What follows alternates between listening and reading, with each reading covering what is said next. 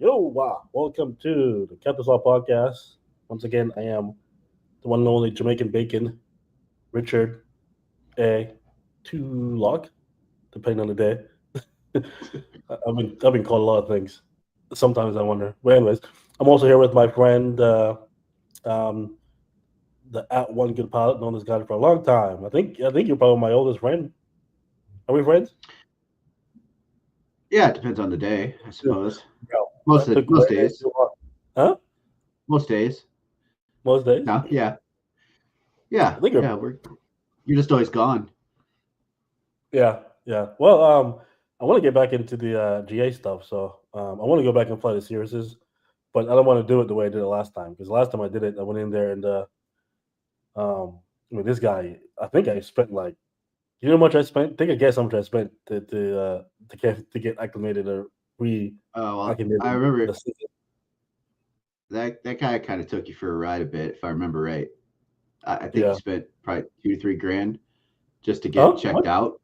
Two, How three much? grand, Oh, dude, it was a wish. more A than wish. that. Well, if you think about it, it was what was it? It was like 340 an hour, or something like that on the series. I thought you said it was like 360 or something. Yeah, 360, right? So, and then um, if you do, somebody keep messaging me. Busy week. If you do, let's see, you do 2 hours. That's 2 hours. It's about what $700 just for 2 hours around that. With tax and fuel and all that stuff. So if it well 2 hours, yeah. So we did. I mean, we probably did like 10 flights. You That was know, probably that's a dry rate too. So you're and paying it's for yeah. fuel on top of the hourly. Yeah, that's No, we did a crazy. lot of flights. I gotta look at my logbook, but let's see if I can do the math there. But I know how much I paid. I'm trying to wonder where all that money went. If we see calculator, let's see. I did. If we did like, so we did 380, depending on the aircraft, times 10. No, I spent close to like freaking like 8K. You know, Jeez, but yeah, with fuel, it was dry, like you said, and all that that's stuff. I'm brutal. gonna go on. So we're live, ladies and gentlemen. We're live on see your Kick, Twitch, Instagram, CptsLogs Instagram, CptsLogs YouTube. We're probably gonna go live CptsLogs Facebook pretty soon here. Probably start next week. Please like, subscribe, share. What else do you say to these people? There's two people watching. I wonder who they are. It's probably Hello, our probably us too. probably, probably people who Yeah, know us. but uh, but I wanna go back up and get back in the series. So what I think the best way to do it is to first um, maybe go up with you as an instructor in a in a Cessna. That's legal, Yeah. right? Oh yeah. Well, yeah. I mean, there's some things we'll have to hash out. Like currently, because I've been flying with UND, I could just take their planes, and I'm already insured. And I usually carry. Well, it's smart if you rent. You don't always have to carry an insurance policy, but I won't rent without it. Mm-hmm. But I'd also have to carry a CFI insurance on that as Mm-hmm. well, and then jump through a few hoops. So yeah, it's definitely possible. We'll just have to work it out to make it happen. Put the effort Yeah. in. Yeah. Oh yeah. Yeah. That'd be even better. Go up and do the UND stuff. But yeah. Well, we can't So do it. We can't do it in the UND plane, so we'd have to go over to Chandler and get one of the Cessnas. oh, you So I can't just do it have in to the get UND that plane. situation. No, Oh, I okay. can't CFI outside of the school Oh, TCO. okay. Yeah. So Makes sense. uh, unless you just wanted to fly, if we wanted to fly, which I suppose if you're not logging any time anyways, then we definitely do that. But if you wanted to take the controls, then we'd have to go about it the 100% legit way, right? Okay. Got you. Yeah. Because I want to But, go ahead. but we can make it happen though. Like it's certainly doable, Yeah. Well, the and we biggest should. issue, the biggest issue was when I went back and did it. Um, wasn't learning to fly. It was just getting used to the small aircraft and not Yeah, freaking flaring at 200 feet off, off the right. ground. you Exactly. know? You know, I Yeah, mean, yeah. So I just want to get that off the chest, and you and definitely then still have to do a few extra hours. I would imagine with the Cirrus instructor too, because that's going to yeah, be yeah, way that plane was way different to bring to approach than a Cessna. It just turns into a kite, you know, yeah, yeah. But it'll be cost effective. You know, for so I'll just sure. get the kinks out, general kinks out in the beginning, then I'll be ready. Then it's more of just getting acclimated back to the Cirrus, other than learning how to really fly again in the GA and the single engine. It's just more of just learning the aircraft itself. You know, Yeah, yeah. yeah. No, Versus last time. I think it's fun. I think a lot of airline pilots miss out when they kind of throw away the whole GA thing out the window once they start flying the big ones. GA has a lot to offer. Yeah, man. Yeah, definitely. What else is going on? I'm currently in Dallas, Texas.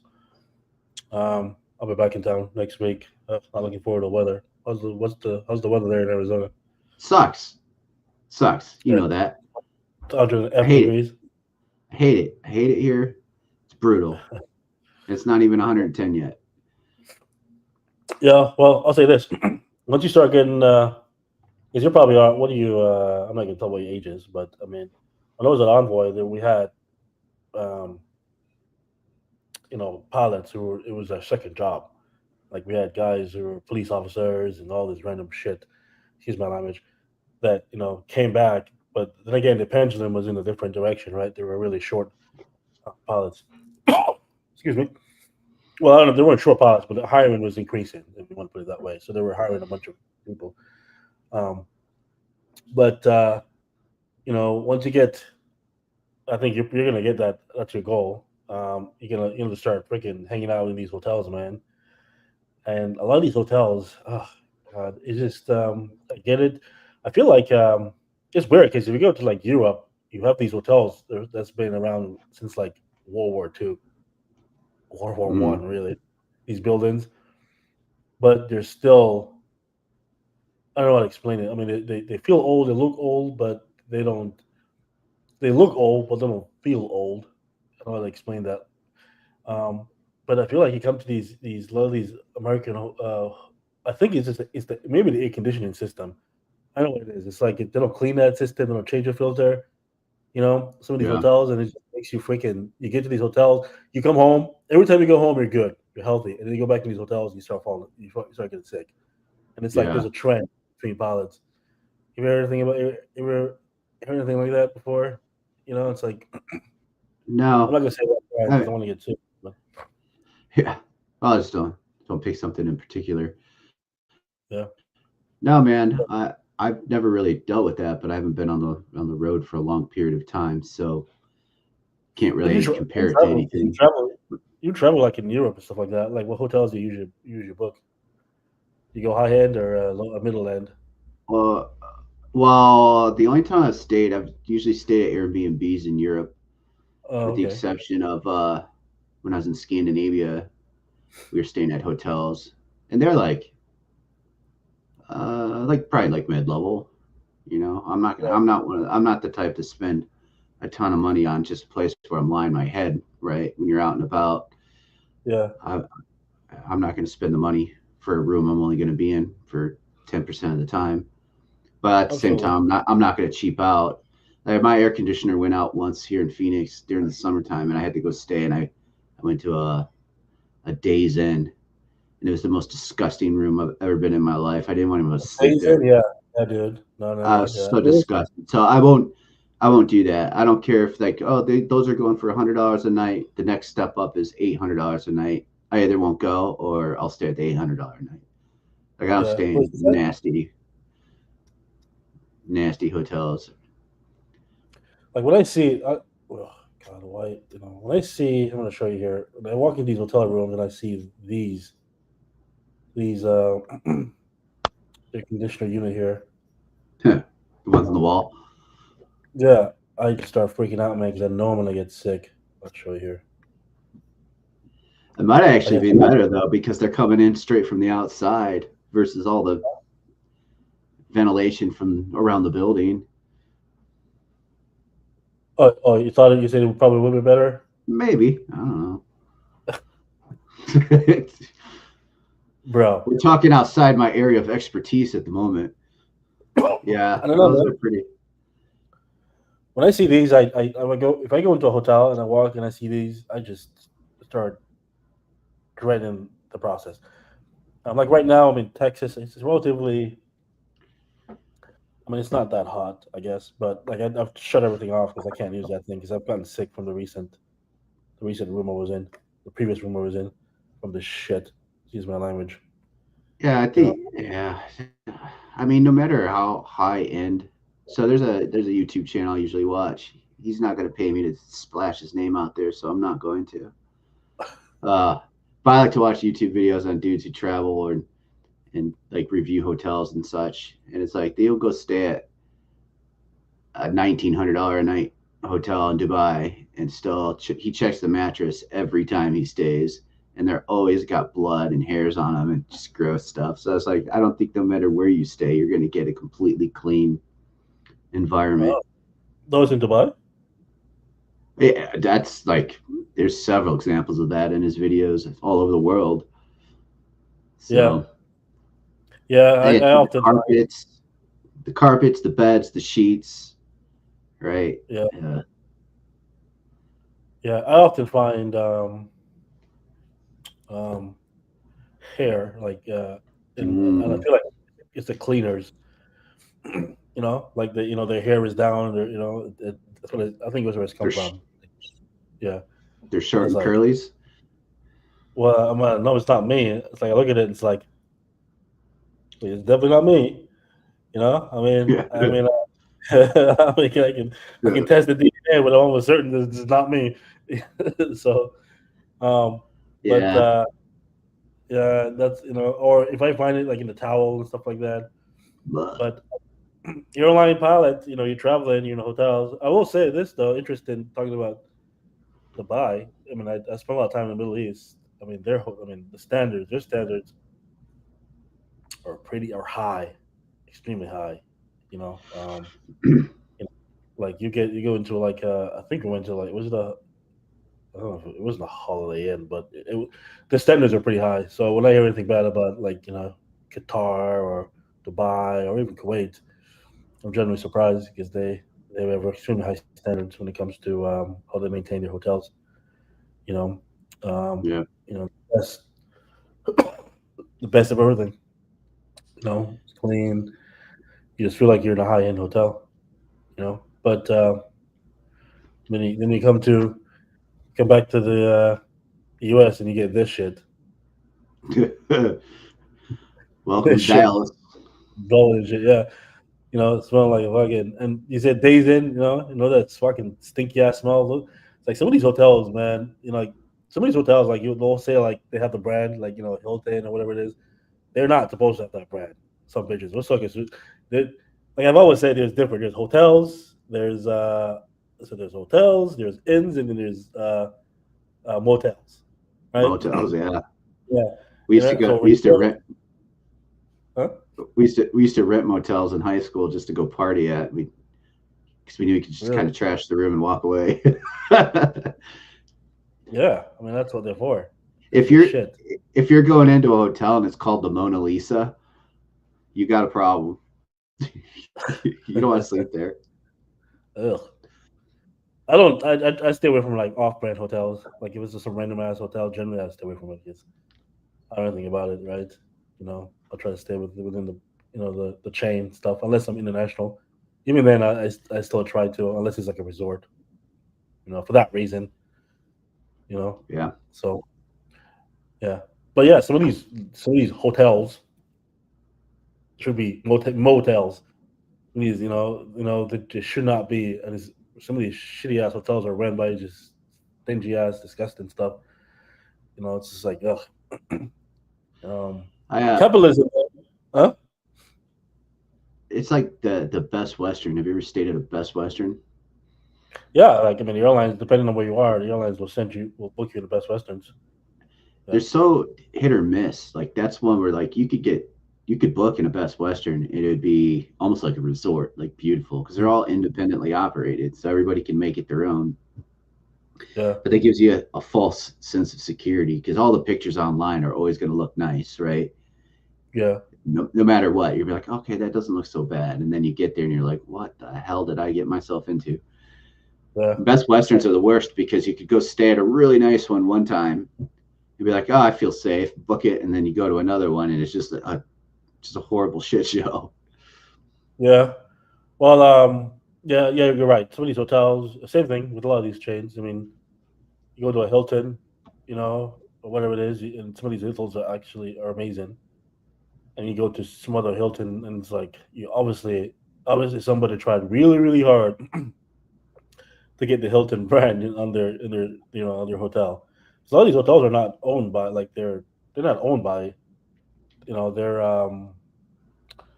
they're franchises, right? They're Right. owned individually by, like you said, individually operated.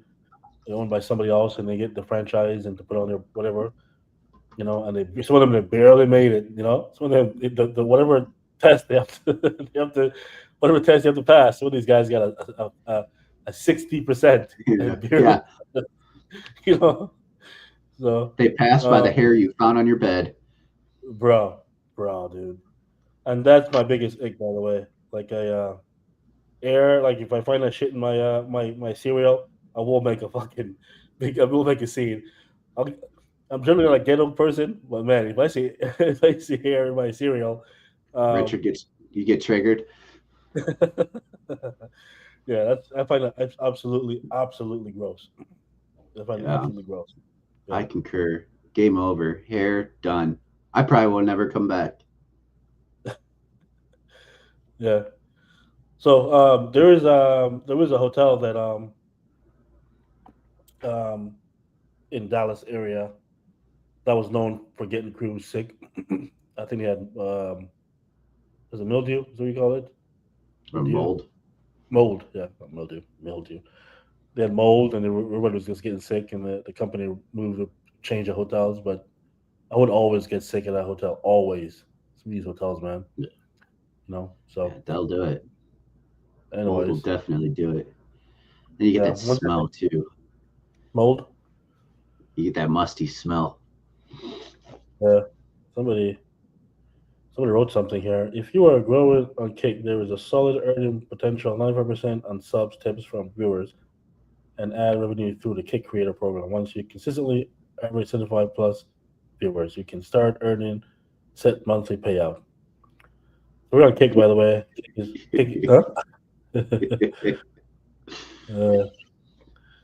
uh, I think it's a show comment on stage. You should start seeing this stuff on. It doesn't show it on here. I'm not sure where it will show it. Oh, show. See that there? There it is. Thanks um, for the tip, yeah. Joel Mole. But yeah, we're on Kick, which is a platform like Twitch.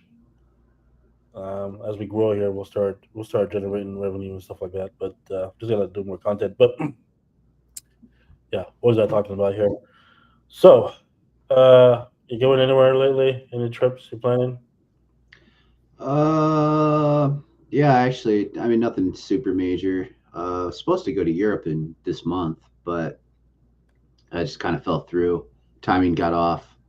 So as of now, I'm just going out to Michigan in August. Spend a week out there. I have another buddy of mine who's coming out. We're gonna go. I'll show him around Detroit, the Dirty D, and I don't know if you've ever heard of it, but Mackinac Island. So it's No, like way up in the tip of Michigan. There's a little island out there. It's pretty neat. really? So yeah, just do a little bit of that, and yeah, outside of that, I'm planning. I'm 90% sure I'm going back to Oktoberfest in Munich in September. So Oh, okay. same up for that. Yeah, and then planning a Thailand trip at some point with you, right? We're going to Thailand. You said Thailand? Yeah, Yeah. I gotta start getting that coordinated. We're in June, July. What are you doing in August? Again, you said you're doing something in August. going to Michigan. Oh, Michigan. and Okay. then the end of September I'm going to Munich. I won't be in Munich Okay. long though. We're only going for a few days, just for the festival. Drink some beers, eat some Yeah. food. Yeah. I need to coordinate it and see with my schedule because I don't get my schedule until the month prior, or within the middle of the month for the next month. So probably I'm so busy right now for this upcoming Major League Drone Racing event. So it's kind of hard to like look at anything because I'm so damn busy with it. Yeah. It takes a fucking day. But this event, June 28th, around June 29th, 30th, everything should be back in the storage. And the upcoming event of that is October 4th. So I can at least get a week off to start planning a quick trip before we start planning again for the next event. But yeah, maybe I wanted to go August. I can do my birthday. So, Uh, I might have to well, back a go bit. go scope it out if you do. I wouldn't be able to do that trip for until For probably August. next year because even in January I was supposed to go to Costa Rica for a week in January. So at a Hmm. certain point, I will run out of money Oh, really? Why? We're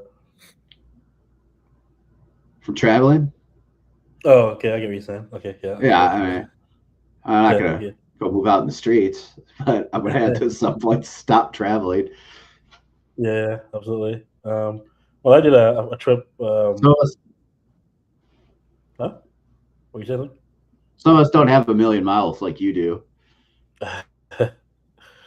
It's funny. I did a trip to Cape Verde. I'll talk about this in a second. But something interesting happened to me a couple of days ago. I was flying out of a small city out of Florida, Sarasota, coming back to Dallas, and I'm actually an American. For some reason, I don't know why. I don't have really high status in American. I only have gold. I don't know why, which is weird because I fly out of Phoenix, but I'm on United and Delta. I have all these freaking points, but on American, American is cheap as hell, man. They don't give you shit. Nope, But I have it's gold. tough. Yeah, and gold give you your uh, group 4 gold in American, and you can upgrade. Mm. But anyways, so I was kind of walking. They were calling for group. I think they're on group 3. I don't know. And this chick came up to me and she's like, "What group are you in?" And I was, "What group are they call it?" I think they're on group 3. And she's like, "Okay." And then I'm walking up, and they're like, "Group 5." I was, "Oh, they're on group 5." So I'm walking up, and she like walk up and like put her hand on my lower back, and like it was so weird. She like put her hand on my lower back, and like, he's like walking with me. I'm like, "What's going on here?" She's like, "I just want to make sure you're in the right group." Dude, it was so weird. Eh, I'm still like this is how weird it was. I'll tell you how weird it was. And so I looked at her, and she's like walking with me. She was relatively cute, you know. And then she like let go and walked off. And I got to a point where I'm like, did I just fucking? That's not my fucking wallet. I'm like looking to ah, make sure, like she didn't, like she didn't steal my wallet because it was a weird. This is a weird thing to do. He's like, did I just got robbed? Yeah, literally stopped in the freaking jet bridge and like started like clapping down my because it was just a weird experience. I was like, what the hell was that? And she was on the flight because I sat down, um, and then I saw her going through it. So I'm not sure if she wanted to like walk with me to this get is just a in the. random lady, or is this a Yeah, gate dude. agent? Like, oh, No, it I was thought like it was like a gate agent or a flight attendant or something. no, it was Oh, this wow. random shit. She wanted to This get is some the weirdest Jamaican thing. bacon. I understand that. I mean, if I was, I mean, I get it. If that was the case, that's understandable, But bro, it was so weird though. Well, Like I didn't. yeah. Usually Anytime, when girls well, I come don't up to like to me, be touched by people who know me, let alone yeah. strangers just at an airport. Like, no, get your hands off me.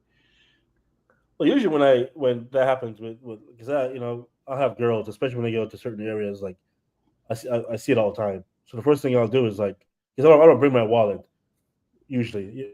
If you're in Europe or Asia, you don't need to bring your wallet. Everything's tapped, right? Just pay with your phone. Um, Mm. and I but my wallet's always in my bag, zipped up and locked up because I don't really need it. Yeah. Um, but for that a second there, I thought, bro, I just got robbed because it was the weirdest thing ever. You know? So it's been interesting.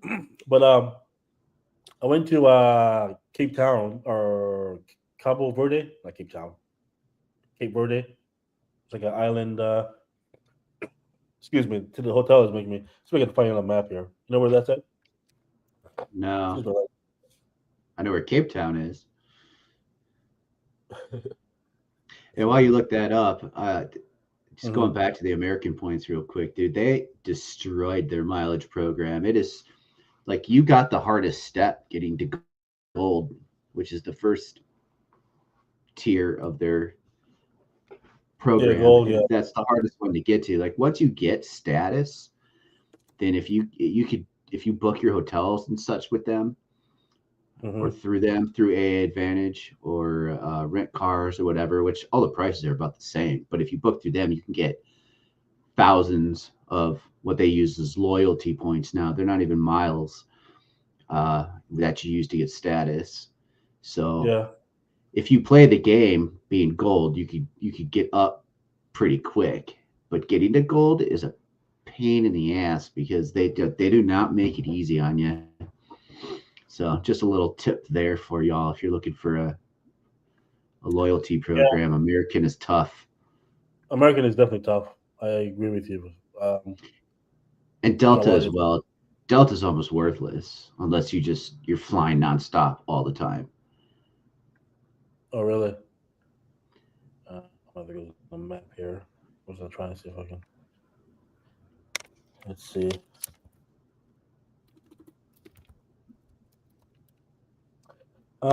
Yeah, Delta, United, something United, basically give the shit away. I don't want to say that too much because I think, but it's like I don't like the way United do the boarding system, man. It makes no sense to me. It's like group one, it's like group one, group two, group three, and then everybody's group one, right? Yeah, yeah, Yeah, it's a pain in the ass. But this is Cape Verde. yeah.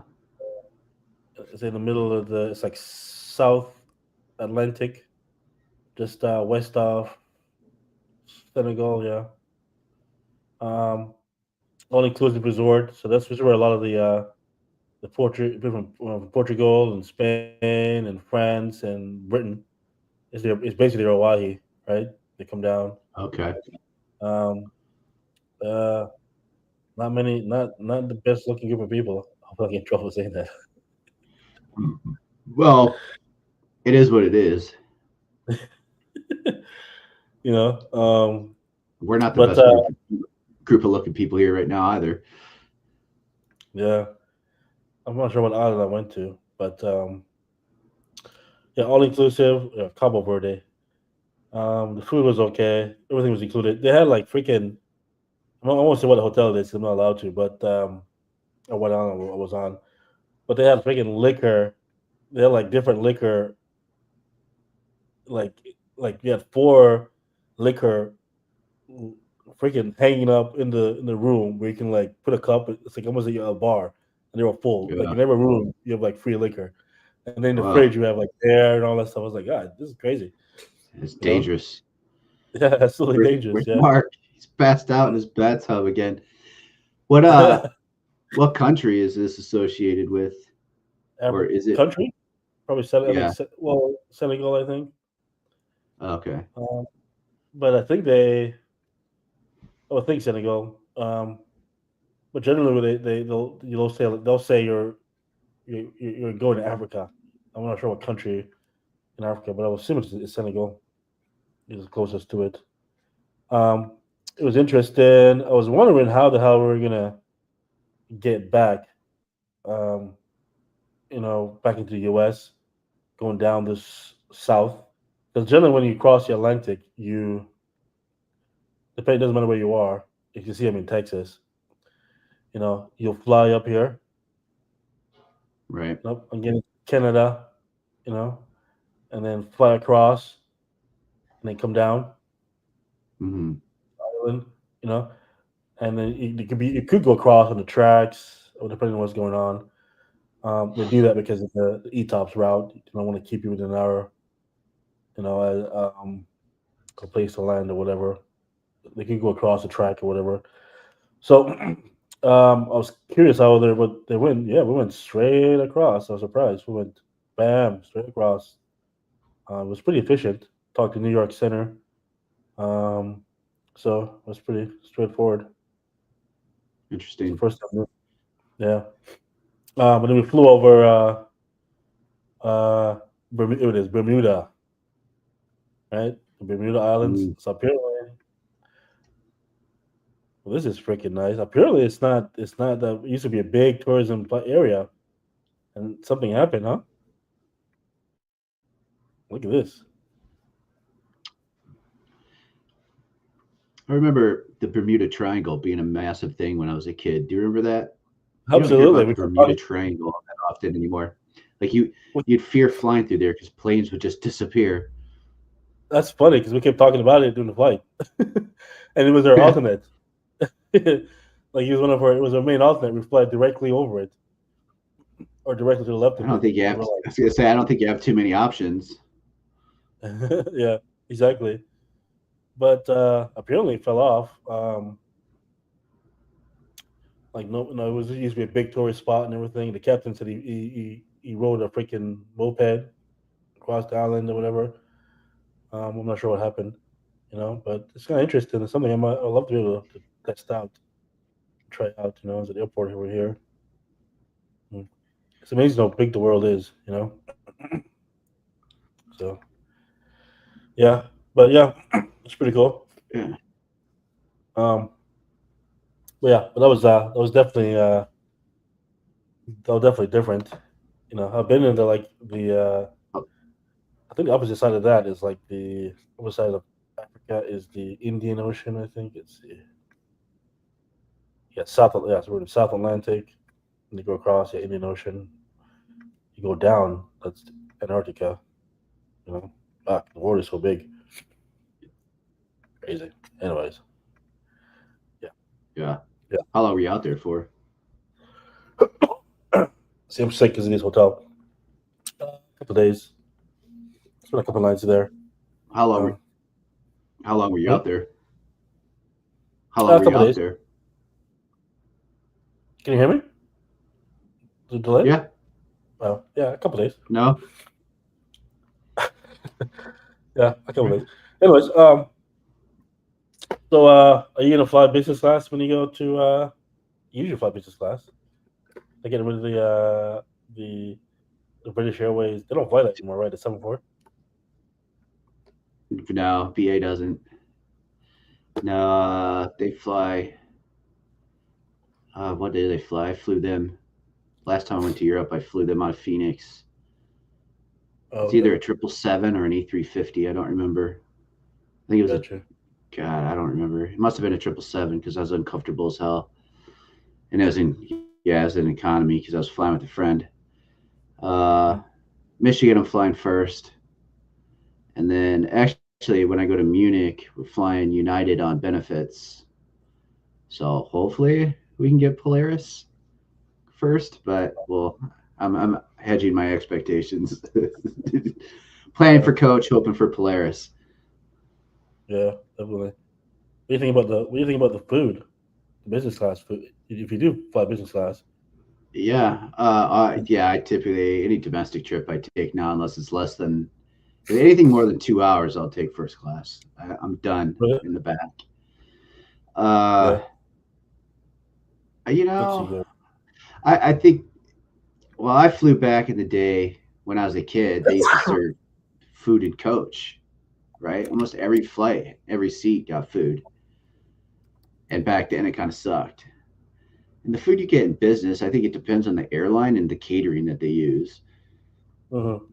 So I usually fly American, and American actually has pretty decent food. I've never been super disappointed, but again, I hedge my expectations. Um, Delta, I flew Delta first last Christmas, and it was okay. It was presentation was kind of garbage. Like it was all just slop in a bowl, but the taste was okay. I think By they the way, I think they just overplay the meals sometimes, man. They focus so much more on the fancy dancy instead of focusing on just making it taste good and warming it, and making it taste good sometimes. Like they want to make yeah, these fancy and display and all this extra shit that you're not gonna eat. It just looks good on the plate, yeah, and then it's like, what is this? And then you're like, it's like, if you just give me some comfort food, man. yeah. You know, That's a good point. It almost seems like the worse it looks sometimes, that almost better it tastes, 100%. and the fancier it looks, like yeah, you gotta question it. Uh, Yeah, the sandwich. first class British Air was, or business class British Air from London to, I think we went to Houston. That it, the service was really nice, but the food Hmm. was still the kind of the same. Like I'd love to try some of the Emirates or Qatar or whatever, and uh, what's that?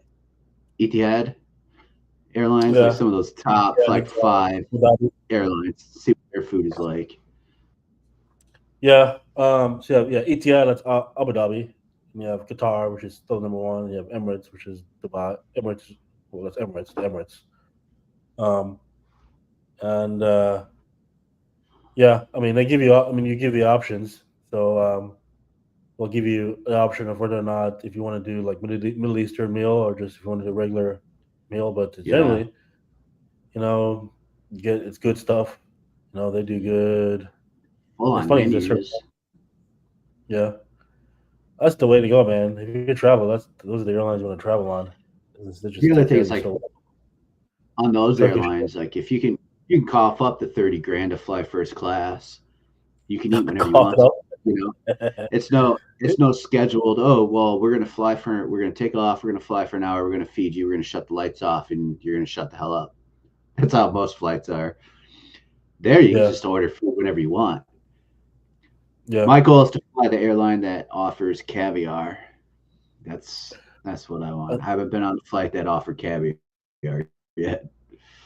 yeah. I think I've been on, yeah, like Turkish and Dubai or Emirates, and depending on they offered. I think I forgot where it was. I'm not. You're gonna have to take me one of these days to like a good spot for caviar. 'Cause I don't know, man. Like I've seen how they make that shit, and I was like, why do people?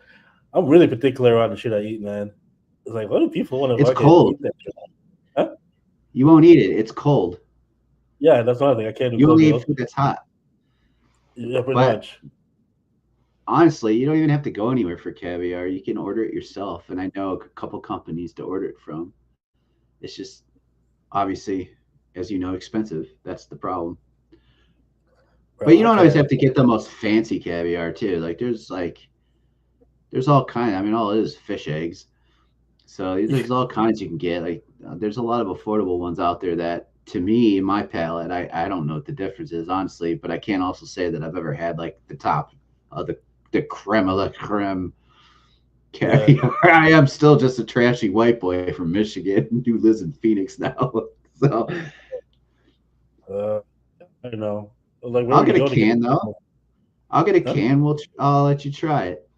I don't Dude, know, I man. don't I'm think you'll very like it. particular. I'm very particular on those kind of stuff. I mean, I'll try it once. I think I've tried most things once at least. But fish Yeah, eggs, I don't know. I, I believe you'll try it. I don't think you'll like it though. I don't think you'll Yeah, like yeah, spit it out. You'll just take one bite and kind of be like, "Nah, ain't for me, bro." yeah. I've watched a lot of documentary on how it's made, and I find it very fascinating. They make it seem like it's like gold and shit, and when they the way they package it and they put salt Well, together, and it's like, man, it's like when they're done with it, you're you like, man, that looks good, but I don't know. you gotta really love seafood, and like it I do basically love tastes I like love seafood. fishy. It tastes like fishy ocean water. Is the best way I could describe it. It's weird because I can't do. I love seafood because I'm from Jamaica, so I love me crabs and lobsters and any fish that's cooked. That's the key to You it. don't eat sushi. Um, I can't do sushi, man. I wish I could. I just can't do it. I've tried multiple times. My body just won't let me do it. Like I can't even do avocado. I don't know, what's going on with that. So, and Hmm. it's not taste. Excuse me. It's not the taste of it or anything like that. It's just my body goes, "What do you think you are doing?" Uh, hell no. You know. So yeah. Dude. So and then Yeah. if you're All flying, right. yeah, if you're a crew, like if you're a crew, and sometimes they bring like these meals, like cold, even like cold vegetables. I have to be extremely careful because the last thing I need is like Yeah. You don't want the trots. Trots in the cockpit. yeah, No, I airline food all in all, dude. I think the quality went down when they started back in the day. Every airline had its own flight kitchen, and eventually, if my mother hears this, we are going to have Jan. She actually worked for the United Airlines flight kitchen back in the day, yeah, and they did it right. They did it right, and now you only have these few handful of off-site kitchens that prepare meals, and then the airlines contract these companies to cater their planes, and not all of them are doing that great of a job. But there's not that big of a market, right? It's almost monopolized. If there's only two companies, three companies that are doing it, they can kind of get away with whatever once that contract's signed. You like, know? like how do you even like process this like the logistics of this? Can you see this? Yeah. Like I mean, there are thousands of planes all over the freaking world, Well, and or that's even the just here. thing. And I think it's the airlines that they can pick the meals. They're the ones who get the selection. Like they'll have a whole dedicated staff that is picking the catering menus for their aircraft, and they'll go into these Sky Chefs or Sky Gourmet or whatever it is, and they'll be presented these menus from the chefs, which I think actually do a decent job of like creating these meals that can do what they do. And I'll backtrack on that in a moment, and then the airlines will be like, yeah, we want this, we want that for these trips and these planes, and then they just make them in mass. Yeah, this is what I'm talking about. It's like this Honestly, shit right here.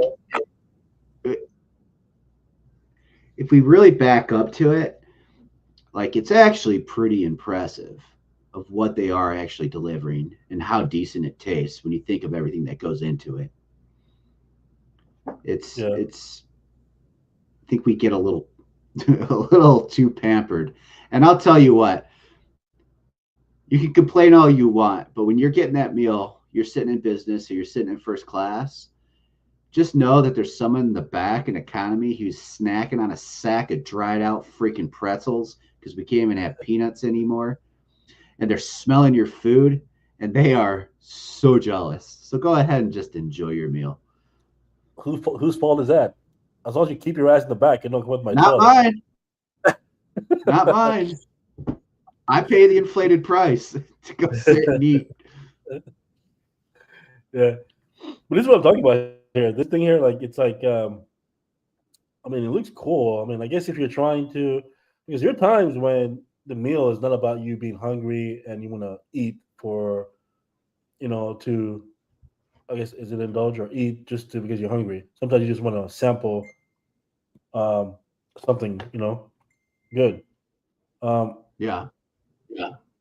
uh, so, uh, so a lot of times that's what it's. I guess that's what it is. Is they're just trying to give you a taste of something new. I guess you know. But sometimes it's just overcomplicated. Like what the hell is this? Sometimes I get some of these meals and it's like, bro, why can't I just get something simple?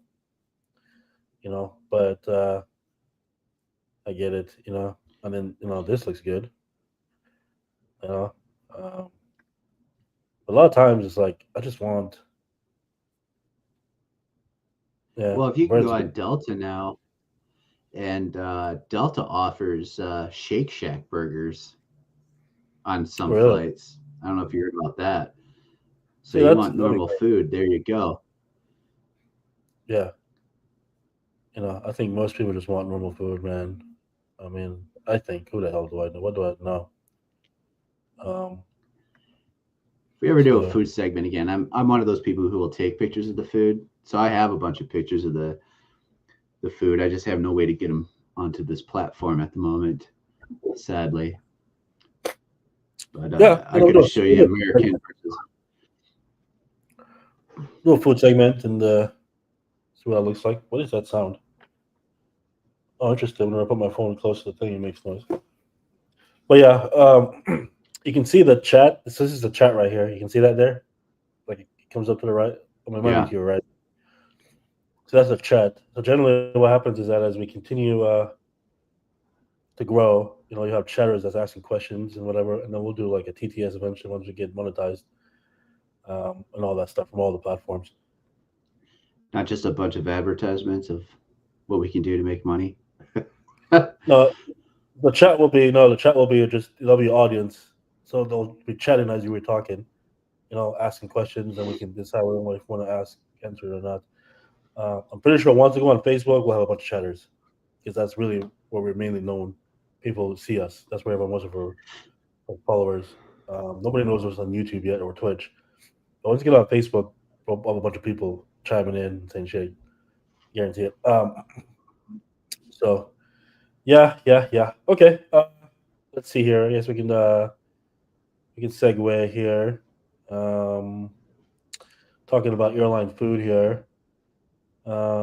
Let's talk about Spirit Airline and why. I'm curious why.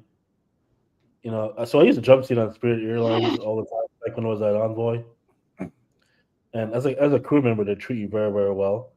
But it was guaranteed. It was a guarantee. You might as well bring your camera. It was a guarantee somebody was gonna get in a fight with somebody. So I'm not sure what like how they're able to create that culture where it's like you know it is known to be like a low class airline. I'll say it. What are you gonna do? I'll say it. Yeah, exactly. A low class, a low class airline. But talking about etiquette, I think there was like a video I saw where somebody was sitting down in the plane and she like looked over or he looked over and there was like somebody's foot like right next to if I can find it here. Somebody's stinky ass foot right next to on her chair, you know? Like what uh, would you do if you saw that? What would you do? If you're sitting I there? am.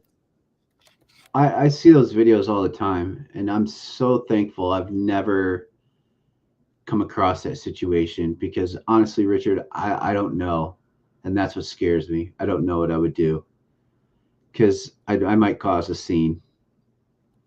Yeah. If someone was sticking their feet in my area or flipping their hair up over in the seat in front of me where it was covering, like, just, I don't know, man. I really don't. And I'm scared because So look at this here.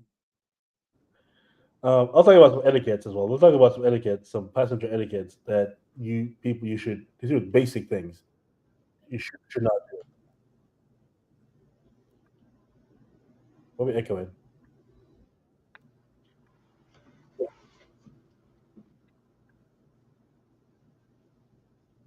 Oh, it's coming from. I have you flown Spirit before? Have you ever just bought a ticket and flown them? Yeah, I've only flown Spirit. Oh God, well over 2 decades ago, from Detroit to Las Vegas, and it was the worst flight I've ever been in my life. My ass was so asleep I thought it was dead. Wasn't sure if it was ever going to come back to life. The seat was so hard. I haven't flown them ever since they turned yellow. Hold on a second.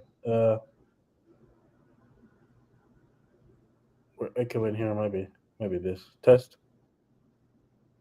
That sounds fine to me. test.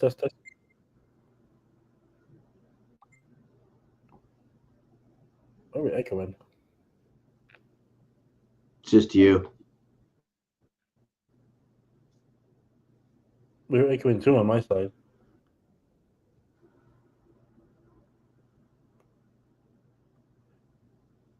What is this fucking annoying? Do you have your computer speaker on and your headset?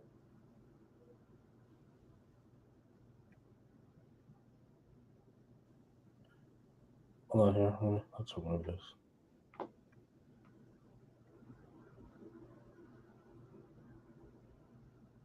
I usually do.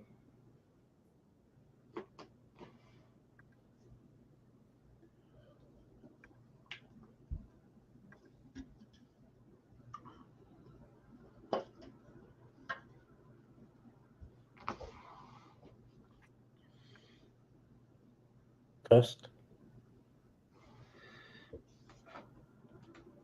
Might be. It might have been test. It might have been Twitch.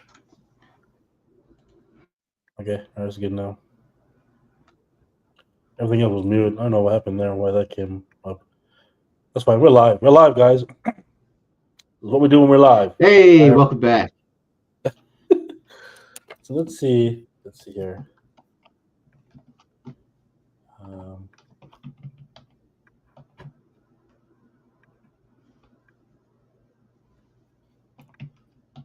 What would you do if you have dead air going on right now?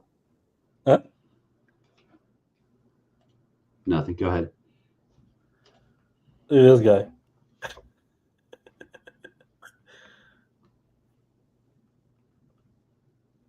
You believe this guy? You know. You believe this freaking guy, bro? So can you put him down? Honestly. Dude.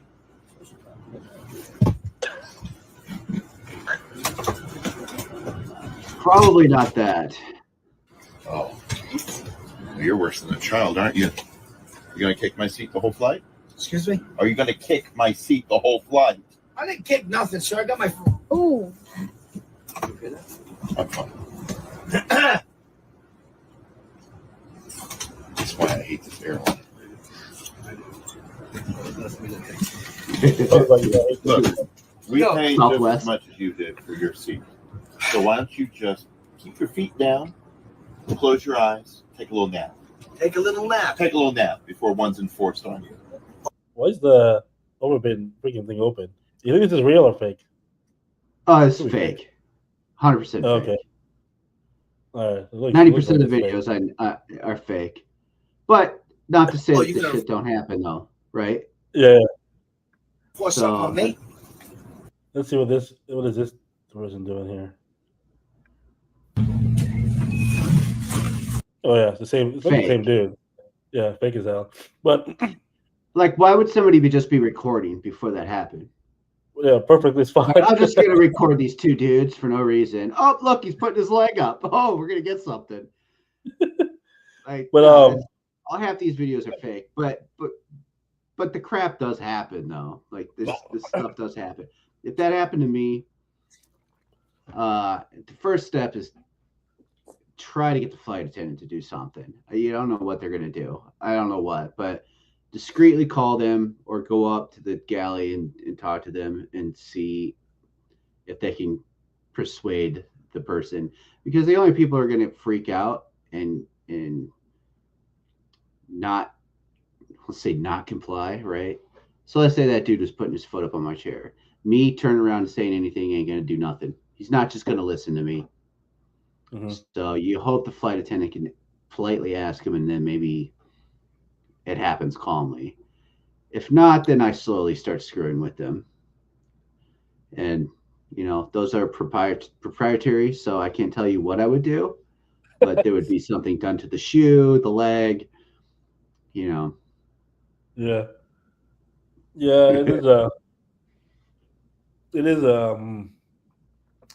you gotta be careful, because you can still get caught up in, even though it's not you can still get caught up in the entire thing where you get fucking banned, even though it wasn't you, you know. So the best thing to do, the last thing you want to do is to be banned on the airline. You can't travel on the airline. Imagine that. Well, God. especially as a pilot, because you could have your certificates revoked if you ever get kicked off a flight. Yeah. You know what I mean? Yeah. So 100%. Yeah. And apparently that happened a lot during COVID. Some of these pilots. COVID was a tough time for a lot of these guys. Wearing a mask and they don't want to do it, and they're like, "All right, well, you're now on the freaking no-fly list." So there's some guys on the no-fly list of yeah, pilots. I don't know how you manage that, but yeah, the best thing to do is just to call a flight attendant and then try to get you can get moved, right. and then but you don't want to get an altercation at all. You don't want to do it, at no cost airborne, no cost airborne, yeah, or anywhere in the airport at any cost. I don't know, maybe you follow his ass home. Okay. But around the airport vicinity, no, you always want to stay away from that because it's just criminal, federal offense, and then you're gonna have to prove that it wasn't you, and it's just yeah, you just want to avoid it as much as you can, you know. Yeah. Yeah, it's just and then if you start, some people are just very, very, outrageously irrational. So if you go, obviously they're wrong in their mind, they're not wrong, right? And you start doing stuff that might start getting crazy. And if they hit you, you're probably instinctively because you don't want to hit them back. And once you do that, you just evolve. You just Yeah. rude. So The the best thing to do is not fly an airline. Although the sad part is it really doesn't matter what airline you fly at this point. You can still come in it contact doesn't. with the same Some of them. situation.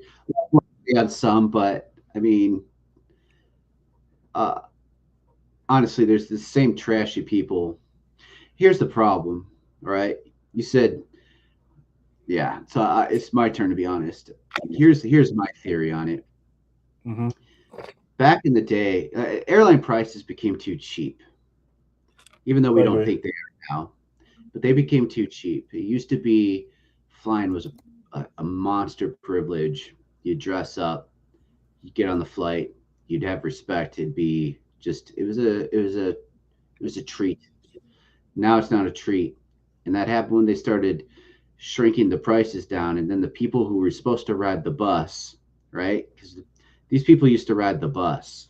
They used to be on Greyhound, and now they're the ones flying Spirit, Southwest, picking up cheap tickets on American, and they're the ones in the back.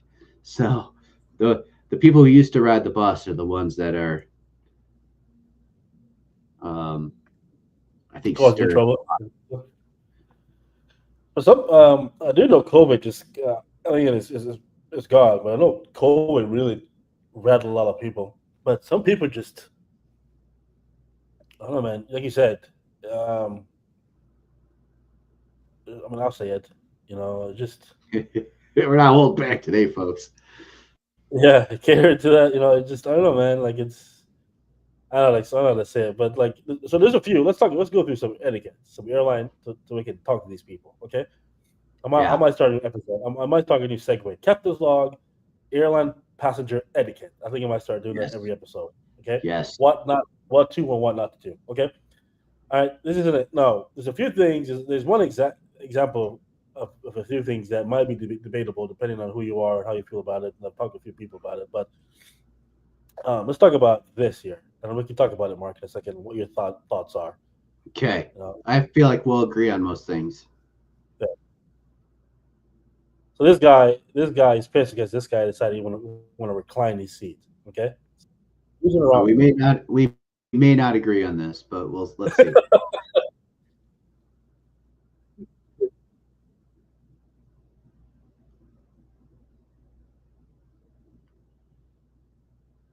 This is where I need my soundboard to get those crickets. So he's pissed off because this guy reclined his seat. So let's talk about that. All right, let's talk about passenger etiquette, reclining Were your you seat. watching Because it? I actually had a Were you watching a huh? video? Were you watching a video? Oh, I didn't share it. Oh, see, I didn't what see a sketch. nothing. Let's There go you go. back. See, oh, pathetic. All right. Call myself a host. This is in Denver. All right. Before you start this, hold on. Pause it. Yeah. Again, why is this person recording? This might have been going on for a while. Yeah. This one I can see going on for a while because this guy's. I don't think it's fake, and the reason why I don't think it's fake is this guy's playing chess. You know. Yeah. So this guy's. Yeah. You're right. Yeah. So I think he's just been going on for a while, and he's like, all right, let's check this out. So he reclines the seat. He starts freaking out. Bro, look at this grown ass man. This dude's balding, bro. Acting like a bunch of fucking kids. Hey, now. Hey, just switch seats, dude.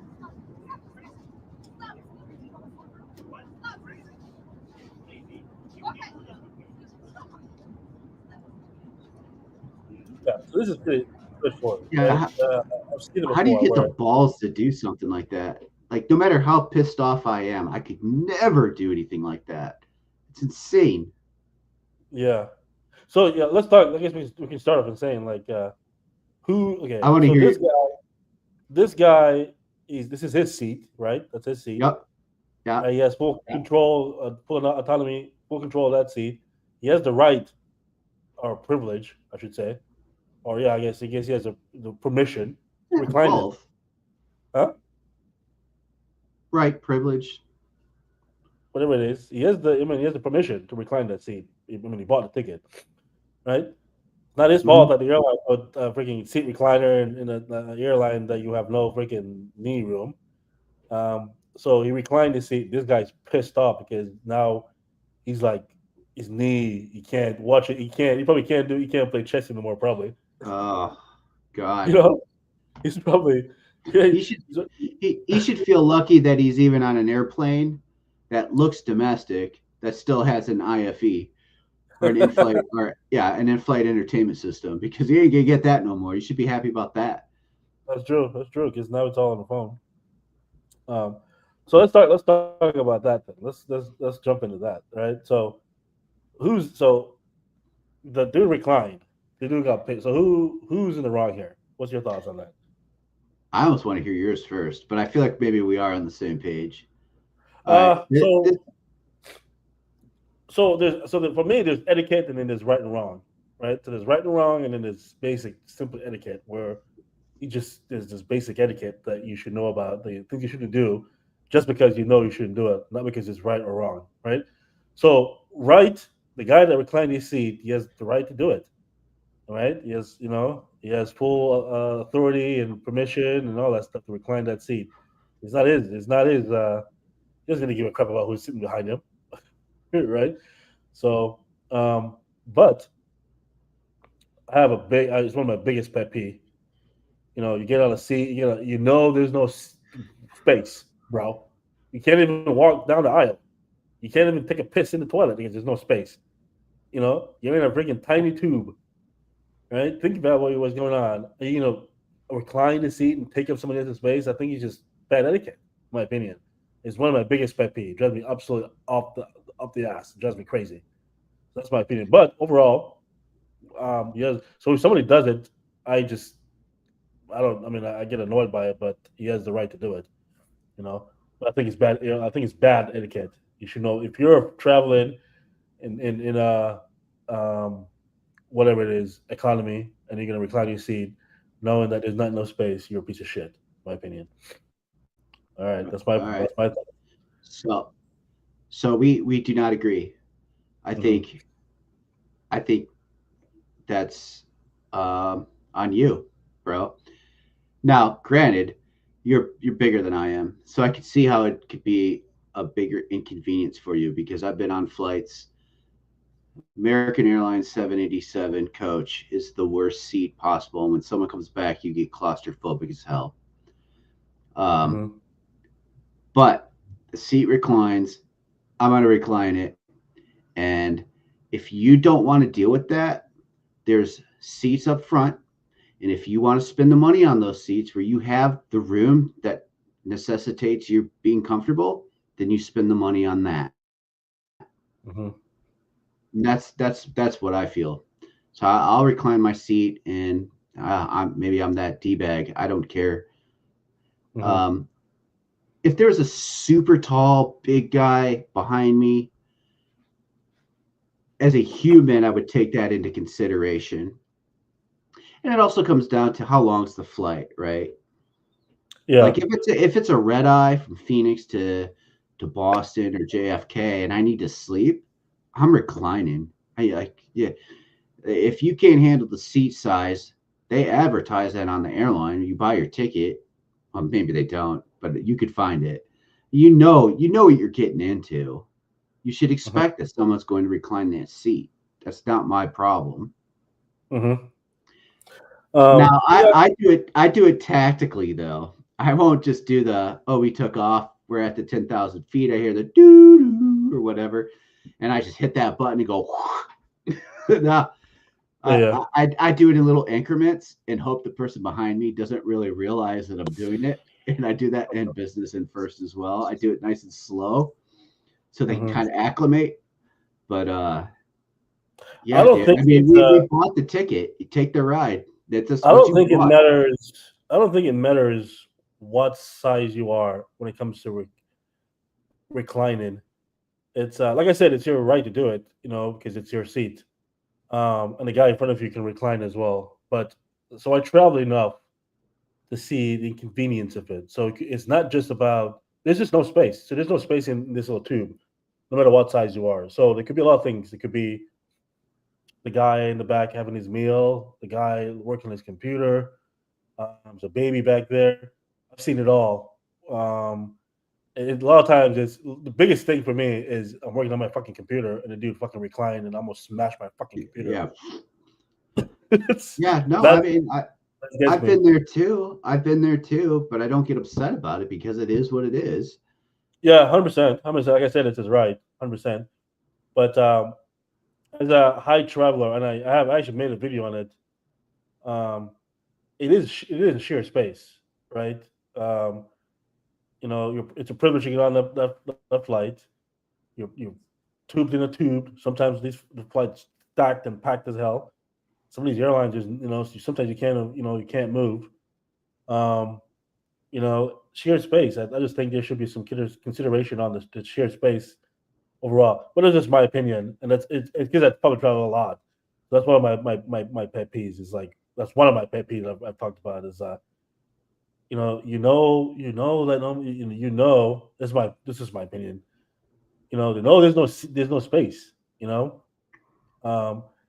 And it's like fuck the guy behind me, fuck everybody. I'm just gonna take up his space. No, it's exactly what you just said. There's no space.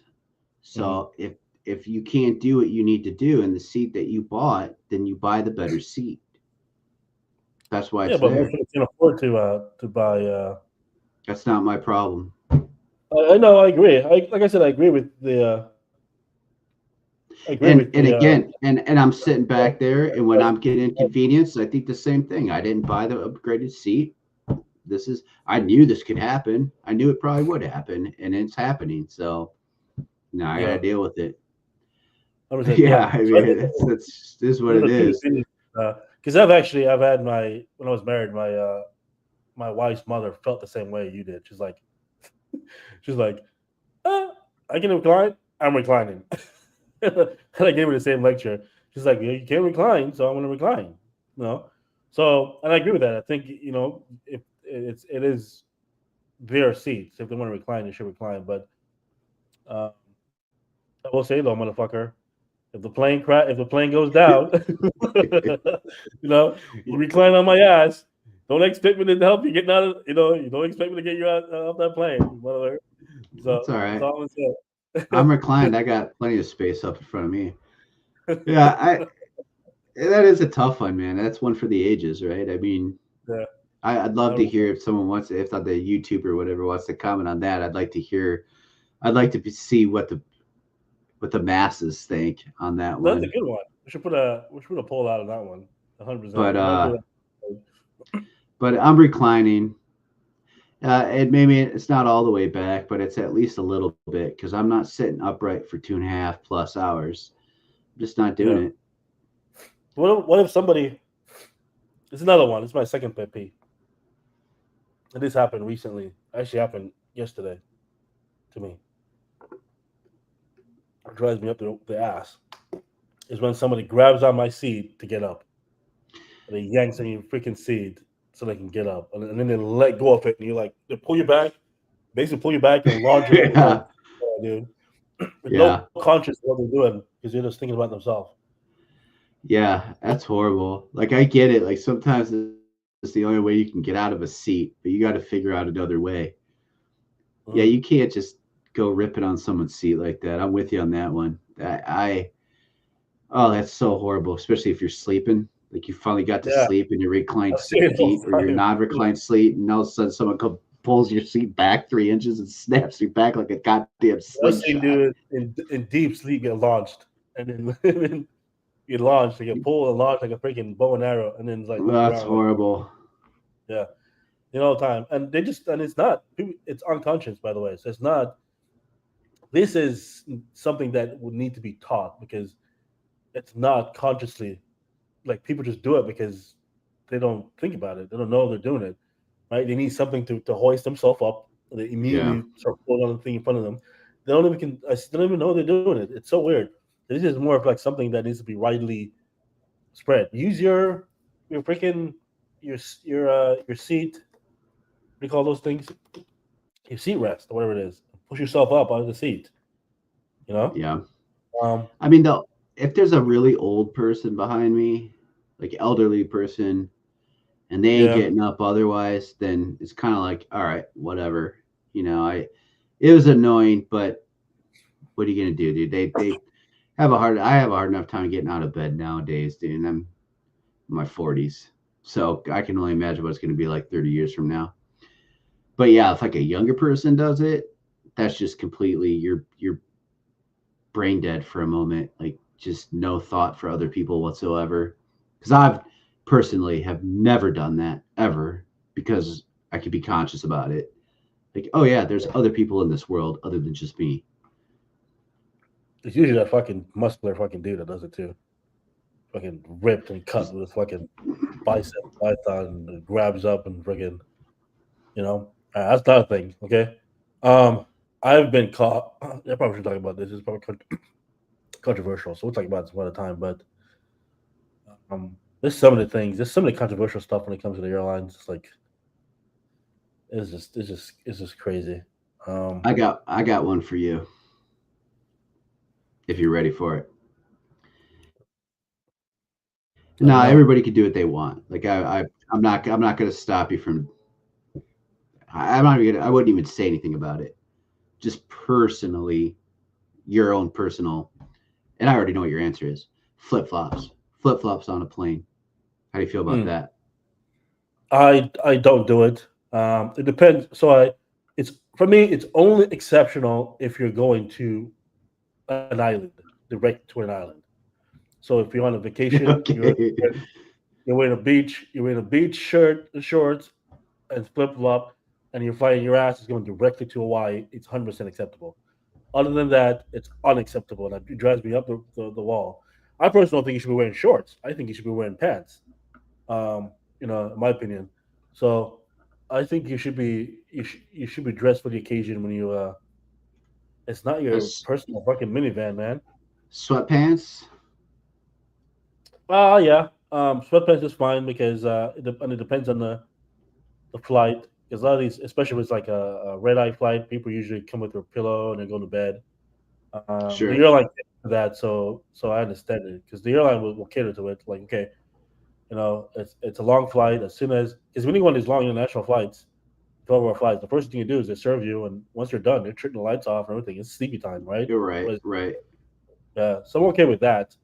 Um, you know, uh, domestically, so internationally, if you're, because as soon as I prepare for like my international flight, like as soon as I go airborne, my socks is coming off, right? Yeah. You know, I'm taking no, I don't have stinky feet, and I specifically take care of that. And the reason I take make sure that doesn't happen is that I change my socks extremely often, extremely often. So I don't understand why you need to pull your socks off. I don't know about because that, bro. But they give you comfort socks.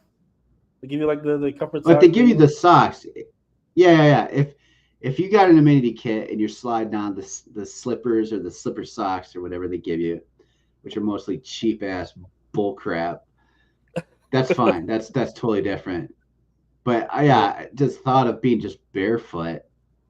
No, not barefoot. I mean, maybe No, if you had a pod. You need If you had a socks. pod or no, well, freaking not flip, but the sandals. So you put those on. yeah, that's fine. That's fine. And then there was times when they give me, I've gotten like a shirt they giving me, and I was like, ooh. So Yeah. I'll take all that stuff off because I dress generally when I'm I'll dress because I'm traveling as a as a corporate technically, so I'm dressed up, but I'm not freaking laying in a seat for freaking 12 hours all dressed up and shit, taking that Yeah, shit to no. bed. So I'm okay with the especially in the morning early flights and people, I'm okay with that stuff. I understand it, so that's fine. Total barefoot is disgusting. And let me go Yeah. with the flip flops thing here. So, flip flops, you do you. If you want to wear flip flops, wear flip flops. If you're in business or first class, you leave your flip flops in your bag. All right, I'm totally. If you're going to sit in business or first class, one, you better have some damn shoes on, and two, you better have some pants on, no shorts. Now, like you said, that's my opinion. You can do what you want. Yeah. You paid for the ticket. If the airline doesn't care, what the hell do I care? I'm just thinking, like as a human, and unlike, like if I had the PJs, so like the only international flight I did the BA flight from London to Houston, and I wore a really nice sweater and shirt, nice dress shoes, and a really nice pair of dark blue jeans that went with the sweater. So I looked decent. And they didn't give us pajamas. I wore that the whole way, man. The shoes I kicked off. I left my socks on though. They gave us some cheap socks in the amenity kit, but I didn't put them on because honestly, my size were better. But anyways, going back to the back, if you want to wear flip flops, just think about this for a moment. All right, it doesn't happen very often, but planes do crash. They come down. And if you had to vacate a plane in 90 seconds, even if it was just on the tarmac, do you want to be running around with flip flops on? No. I'd rather have my shoes on because I'm going to run past your ass and get the hell off the plane. So just food for thought. No. International flight, you're on the plane for 12 hours. Yeah, all right, throw caution to the wind. You need to be cozy so you can get some sleep. Yeah. But domestic flight, you can go ahead and wear some shoes. You'll be okay. Let's see here. I think we're like, yeah, no, I agree with you on that. I mean, it is weird. I will say, I understand the I've gone into like Honolulu, like I flew in Honolulu and I'm all dressed up. It is weird landing in Honolulu and you fucking full dress pants and jacket and shit. Even if you're doing business, it's like I feel it's weird. It's the only time I feel weird when I get off a plane. I'm like, oh, I'm all dressed up. I should be fucking a pina colada and using sandals and fucking a t-shirt. So I get that. I definitely get that because it's always Hawaii weather in Hawaii. Yeah. So if it's a plane going to some island somewhere, even Florida, I get it, man. But I see it all the time though. Some of these people, it's like they just roll out of bed. They didn't even brush their teeth, their hair. Some of these girls have their freaking hair thing on their head still. And they're scanning their tickets. Yeah. And it's like, Jesus, have some pride. Oh, God. Got their yoga pants on that say fucking juicy on the ass. Yeah. So we'll talk about, I don't know, we'll talk about like freaking huge ass passenger, but that's definitely controversial. I mean, I got stuck between. It is not a good thing, man. This is why I told myself I need to be rich. I'm gonna be rich because that reason alone. But we won't go into it because people might get offended. But you buy that ticket, man. You buy that ticket, you get what you pay for. You got to go up you got to spend the money. But yeah, that'd be an interesting conversation. Yeah, it's yeah.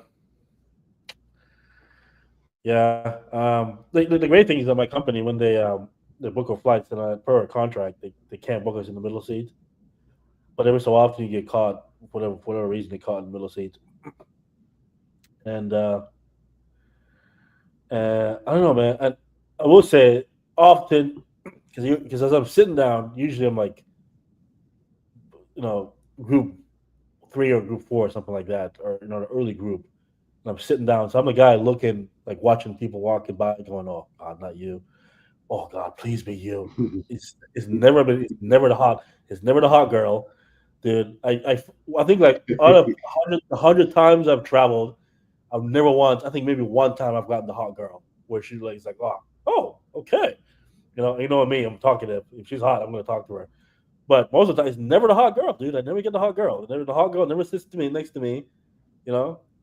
So, but yeah, um, yeah, man. That's funny. I've only gotten stuck next to the jumbo ones. I don't ever get stuck next to the jumbo people. I get stuck. The last worst flight, I was actually going back to that 787. I was flying Phoenix. So this is right after, it's during COVID. And American Airlines was flying their wide bodies, their long ranges. They were flying them domestically. So it was a 787 to Dallas. And number one, it's the worst coach ever.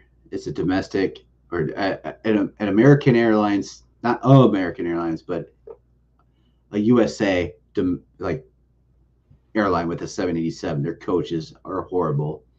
So they're already really small. I got a window seat, but it was one of those seats where the window didn't exist. So you're just up against the panel, which makes me feel claustrophobic right off the bat. And then I was sitting next to a family who the dad had the middle seat and the mom had the aisle seat, and the dad was holding the kid. And the kid must have been, well, he had to have been at max 2 years old, right? Otherwise, you couldn't hold him.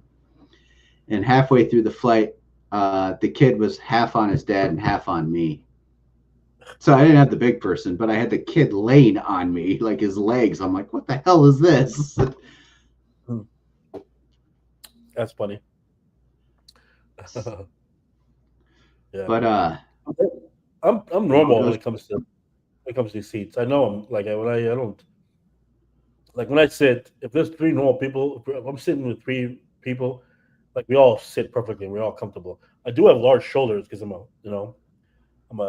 generally a wide kind of guy, but not to a point where it gets in anybody's way. yeah. You know, I'm comfortable. When I sit anywhere, it could be even the middle seat. I'm perfectly comfortable with anybody. Every so often, I'll get a seat, and there's 3 big dudes, with broad shoulders sitting next to each other, and we're fighting for the. I had one time I got caught up in the middle seat. I don't know, but it was like 3 big dudes, and it was this other guy, and we all had big shoulders or whatever.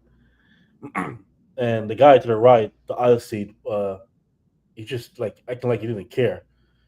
It's like I'll just do whatever I want. I was like, okay, fine. I'll just do what I want too. So then I was like, fine. I'll take your freaking thing. I'll take mine. And I showed it. I was like, fine. If you're gonna act like that, I'll act like that too. So now I'm gonna lean back. All right. I'm gonna spread my freaking shoulder out. Okay. All right. Guess what? Who's in charge here? Not you. Just let you know, buddy. I'm in charge. The entire aisle. And I'll do that. Yeah, but I can see him trying to act like he's like some dominant dude. It's like, no, you're not, dude. Don't even think about it. So yeah. All right. Yeah. You just brought up a couple more points. So the next time we do it, like a etiquette and rights portion of the episode, I got to get one. I'll create graphics. We'll do it every episode.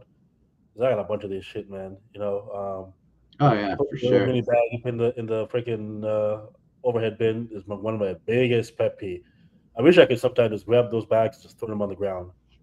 It's like For what? I don't understand. Do what? It's like the airline tells us specifically the overhead bin is for large bags only.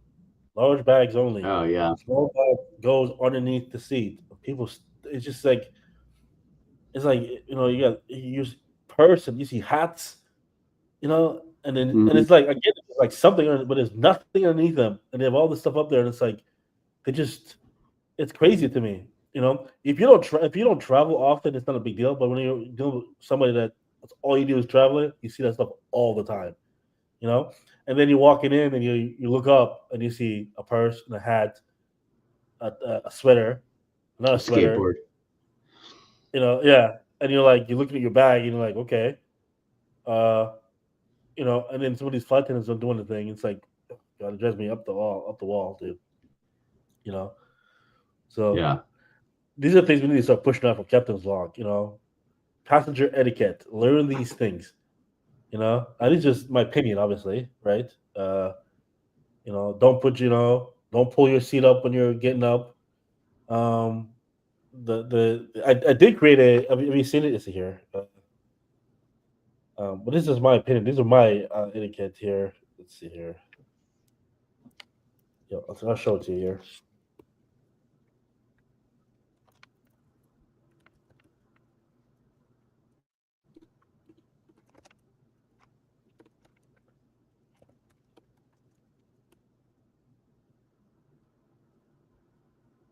Uh,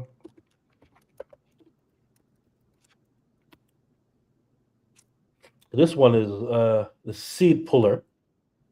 So I did do a. Huh? Let's see here. Hold on, I'll share. Show here.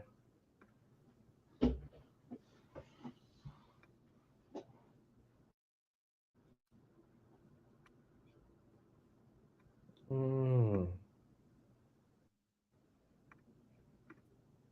So I did this Captain's one. logs, the seat puller, a lesson in in-flight etiquette. The Jamaican bacon here. As pilots, we often talk about flying, the joys of seeing the world from 35,000 feet, and the challenges that come with the job. But today, let's shift our focus to something a bit more grounded: passenger etiquette. Specifically, let's talk about a behavior that seems harmless to some but can be quite frustrating to others: pulling on the seat in front of you to help yourself stand up. The seat puller phenomenon. We've all seen it, or maybe even done it ourselves without realizing the impact. You're seated comfortably, the seatbelt sign is off, and you decide to get up and stretch or use the lavatory. The natural instinct for some passengers is to reach out and grab the seat in front of them to help hoist themselves up. It seems like a simple, harmless act. But for the person in the seat ahead, it can be quite a jarring experience. Imagine you're that passenger in the seat being tugged. You're maybe just dozing off, reading a book, or sipping your drink when suddenly your seat jerks backward as someone uses it to stand up. It's disruptive, uncomfortable, and frankly a bit rude. Why it's a problem? 1. Disruption of comfort. Airplane seats are designed to be lightweight and often have some degree of flexibility. When someone pulls on your There's so seat, much it noise when I did the moves, entire thing on potentially. it. I actually did another one on the on let's see here. Let's see here. I actually did one on let's see on reclining too. So Captain's logs. you need to watch this one, motherfucker. You see my lavish. I ain't buying it, dude. You shouldn't be selling it. Let's see here. Let's see here. Share screen. Share screen. This one is the recline. This is specifically designed for you. Reclining without warning, a lesson in considerate flying. The Jamaican bacon here.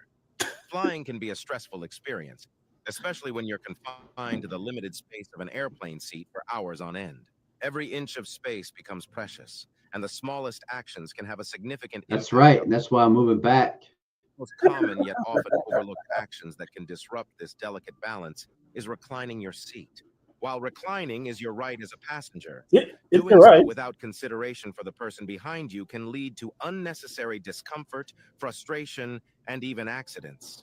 Let's explore why Should have bought reclining a better without ticket. practice to avoid, and how a little mindfulness can go a long way in making air travel more pleasant for everyone. The impact of abrupt reclining. Picture this: you're on a long flight, finally settled in Look at after this, the Mark. hustle Picture and this. bustle of boarding. You've just set up your tray table with a drink, maybe a snack, or your laptop. You're focused, perhaps working on an important task or enjoying a movie. Suddenly, the seat in front of you lurches back without any warning, sending your belongings tumbling or forcing you to scramble to adjust. This scenario is all too familiar for... Yeah, that's so funny. These are the things I even. All right. Funny, I even All right. So first of all, you're right. The inches count, and I want my inches. I bought those inches. If you want more inches, you can buy a better seat. Number two, I do have the consideration. I'm not going to turn around and warn you, like, excuse me, sir or ma'am, I'm going to put my seat back now. I hope that's okay with you. But I did tell you that I inch it back. I go slowly. There are no abrupt movements. Because I could see, like, yeah, that's pretty shitty when you just, right? Not that it goes back that far anyways. Like, how many inches are we really talking about? But two, like, yeah, the inches, like, are great. Why should I sacrifice my inches so you can have your inches? You scoot back too, and it's fine. So you have to keep your laptop closed a little bit because the seat kind of collapses on the tray table. I get that. But I do mine in small increments, so you have total time to prepare. And then, so what if we combine the two and you're being considerate the whole time and you're not reclining your seat, right? You're on like a 2.5, let's say a 3-hour flight. And the whole time you're just upright. You're uncomfortable as hell. You're trying to, like, get comfortable and get some sleep. And you're doing this all for the sake of the guy behind you or the gal behind you. And you're uncomfortable as shit, but you're not going to inconvenience that person behind you. You finally fall asleep, upright, your back's tightening up, but you're sleeping.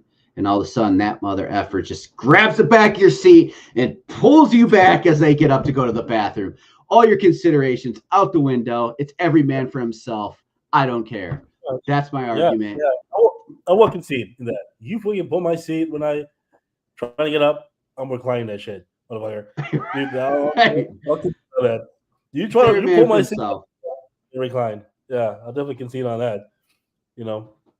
But I'm just curious though. Does reclining your seat make that big of a difference in comfort? This is a genuine question. Certainly, if the person in front of you recline their seat, then you have to recline your seat. Point. Yeah, good point. Okay. And two, yeah, a little bit, because I typically sit window seat, and if you get your seat to recline, even if it's just the 2 or 3 inches, it gets your head and shoulders to a point where you could lean against the wall, and it's not sinking into the actual window divot. Yeah. So yeah, I'd say so.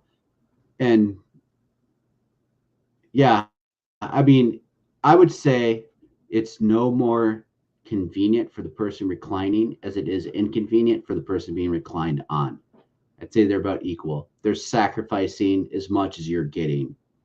It's not like I'm not getting much of anything and they're just absolute horror back there behind me. Yeah. Unless they're huge. If they're huge. But I take that into consideration too. I said that earlier. You get a 7-foot dude behind me. All right, I'm going to think about that a little bit. And I may be a little more inclined to not inclined. Right, that's because I'm human. Like I try to take a little bit of human decency into it. Yeah. Before we head out here, we'll do a final thoughts and a review here, reaction. I have you give, as a CFI, I have you give us your thoughts on this, and let me know who you think who's in the wrong, and explain why that person's in the wrong, and what should happen to that fucking person, and so forth. So, are you ready, Mister? All right, here we go. And 1 November Romeo, I need you outside of the Bravo. Negative. Negative what? I'm inside. You were not given a clearance through the Bravo. 1 November Romeo, exit the Bravo immediately. I've been talking to you the whole time. That's the whole point of talking to you. You have to have a Bravo clearance. You have to request a Bravo clearance. The Bravo clearance about 50 miles ago. Nobody clears you through the Bravo but me. Then clear me through. No. Yes. She's being an ass. That is not appropriate language. It looks like you're just... And 1 November Romeo, I need you outside of the Bravo. Negative. So CFI, let's talk about this before we shut it down real quick and You kind of like can be a CFI. for the general population who don't know anything about aviation. Let's talk about who is in the wrong. Is it he or she, and why he or she might play it out? You don't have to be a CFI. You need to be a pilot. Like like that's just a no-brainer. So Class Bravo airspace is your busiest airspace there is out there. It's your major airports: Detroit, Phoenix, Minnesota, Atlanta. And if you don't hear cleared into the Bravo, no matter what, you are not to enter that airspace. You must stay out. It doesn't matter you talk to them, because you can be talking to approach control, departure control. You're probably not talking to the tower, but the whole time in a cross-country flight and not even be anywhere near the airport, it doesn't mean that you have any right to be in their airspace. With Bravo, it is you are cleared into the Bravo. And if you don't hear those words, you stay out. And I would never tell talk to a controller the way that person did. Even when they're in the wrong, you just don't do that. So that's my opinion on it. It's probably like a flight following. But how do you get to a point in your aviation, whatever you're doing, where you don't know that? That's like the first thing they teach you. You don't know. You need to hear specifically you are cleared into the Bravo airspace unless you're on an IFR flight plan. But how do you not know that? Like, how do you go through your aviation life not knowing that? He's acting like he doesn't know it. Yeah, you have a really bad instructor, I suppose, because that should be covered in airspace. We talk about all the different airspaces. We talk about the weather minimums, the visibility minimums that you need to have to enter that, the equipment that you have to have. You have to have certain equipment to enter certain airspace, and then what constitutes a clearance. So we could take a Class D airport, which is like Mesa Gateway Airport here in Phoenix, or if you're in Michigan, it would be Willow Run Airport's a Class D airport. There, all you have to do is establish radio communication, and then you can enter their airspace. And then you have to say, okay, well, what constitutes two-way communication? Well, they have to say your tail number. These are things you need to know. Like once you call up an airport, yeah, and if you bust that, then you're done. And Class Bravo, because of how busy they are, you don't mess with that. It's straight up, you are cleared. It doesn't matter if they say your tail. If they're talking to you, you have to have a direct clearance. And if you end up causing the situation where they have to deviate large commercial airliners, you're going to get a number to call, and you're going to have some explaining to do. Yeah, that's and you're most likely be going back for additional training. Yeah, I'll tell you a story. When I was a transpac, it was right after that instructor he collided with another airplane, a Cessna, in the practice area. It was like it was a chief pilot, I think, and I think that was his title. Yeah, I remember that.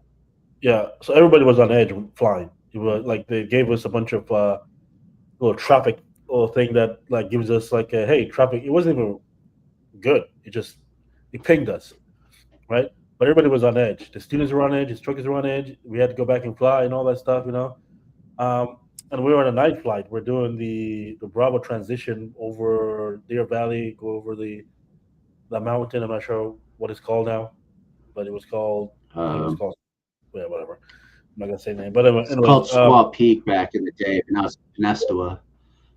Yeah. What's it called now? You know what I'm saying. So Penistoa, yeah. Yeah, so we transitioned past that, and we're flying. Well, it was a night. It was a night cross country. It was a night IFR lesson we were doing, instrument lesson that we were doing. I had two students, one in the back, and one was flying in the left seat, and I was in the right seat as an instructor.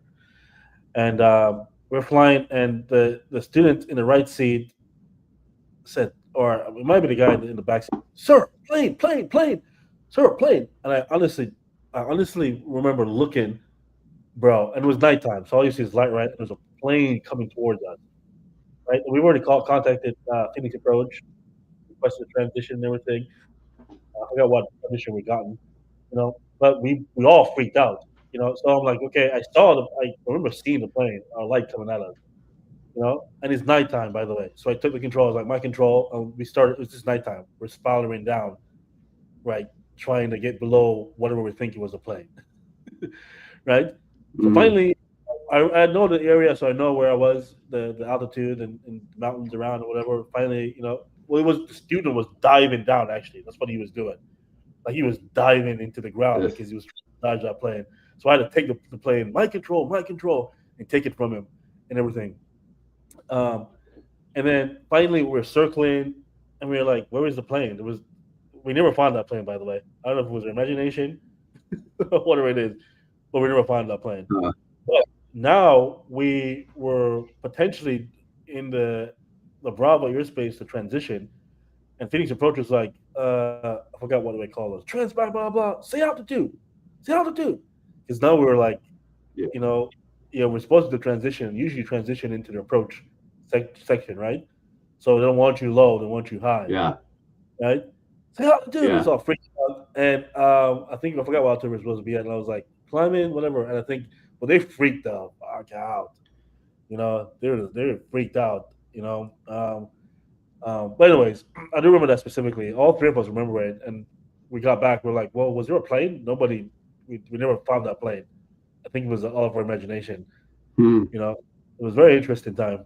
Wow. But I remember we were diving down. I took the control and I looked over to my student, and he was like, "Oh my god!" He was just freaking out. He was like, "He's freaking." Because he thought we were about to collide with another plane. Dude, it's crazy. Wow. Yeah. I need to call him, talk to him. Well, yeah, a situation like that. I mean, you got to do what you got to do. I mean, yeah, absolutely. You can't go. But yeah, that's crazy. Yeah, absolutely. I mean, as long as you do it right, and end of the day, as long as you can defend yourself against the FAA and lawyers, you're good. That's the key. If you do something and you can really say, "This is why I did it," and can prove why you did it, nobody got hurt, right?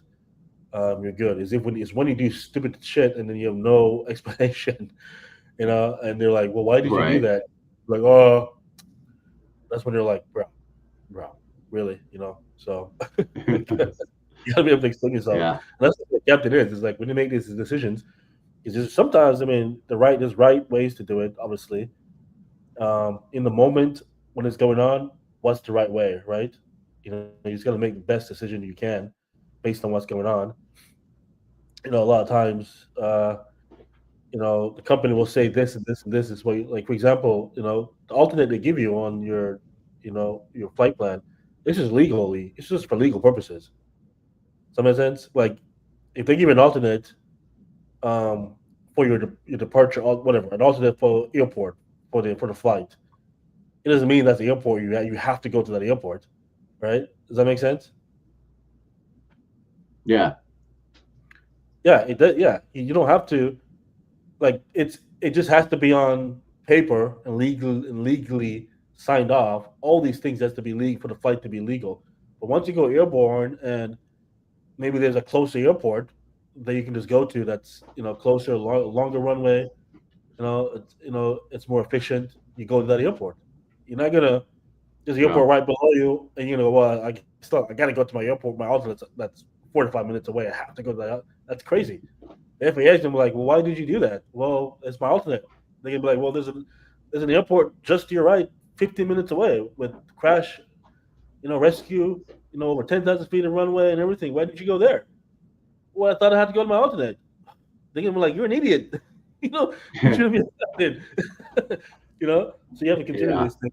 This way, need situation awareness all the time, and we're all the time, and all that stuff. Yeah, for sure. As long as you can explain, if you do go to the airport and you go, well, why did you go here? And that's the thing too.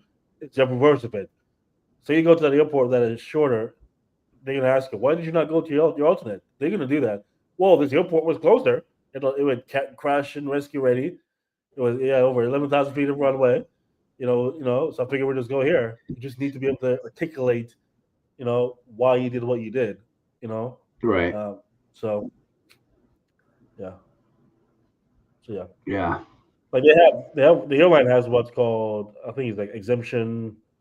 I forget what it's called now, where it's you have a second alternate or you have it's called when if the forecast or the weather has specific languages, so if you have like languages, for example, like tempo, like temporary or whatever in the what, so say the weather, it's forecast based on the forecast to be below minimums for arrival, because you're not supposed to go to the airport, you're not supposed to depart to the airport knowing that when you get there the weather is going to be below minimums per 121 regulations, right? But if so the airlines have what's called, I forget what exemption is called, if there's a special language in the forecast where it falls within that criteria, where if it's supposed to be like 1300 and at 1300 the forecast says it's supposed to be below the minimums, but it's special. It says between this time and this time it'll be above it. You're legally authorized to take off, so you can do it. But once you get airborne, you can do whatever you can do whatever. It's just you just need it to be legal to depart. But once you're airborne, now it's just you have to be a pilot. Does that make sense? So. Yeah. Yeah, it's interesting. You learn all this stuff. These are the things that you're gonna. This is why when you get to the training facility, you don't want to flying. You want flying to be easy, because all this extra crap they're gonna shove down your throat. You want to have time to be thinking about all this stuff. Their the company manual and their your GOM and op specs and all that stuff. So, anyways, that was good. An hour and 40 minutes session. We should do another session this week. What's your time looking like? We should start pumping these. The rest of my week is actually pretty. Yeah, it's pretty messed up till Sunday. Yeah. So maybe Sunday. Yeah, let's do something Sunday. All right. I might be in the sim Sunday, so I think it might be in the sim Sunday. We'll see. Well, let me know. Okay. If not, we can do Monday. Okay. Sounds good, man. All right. This was good. Good conversation. And I'll get this rounded out here. And then, ladies and gentlemen, please subscribe, follow, share, order clips, and blah, blah, blah. All right. Yeah. All right, man. Yeah. All right. We're just going to do this more often, push it out as often as possible. Content. All right, buddy. Sounds good. We'll talk. All right. Good stuff. See ya. All right. Well, adios.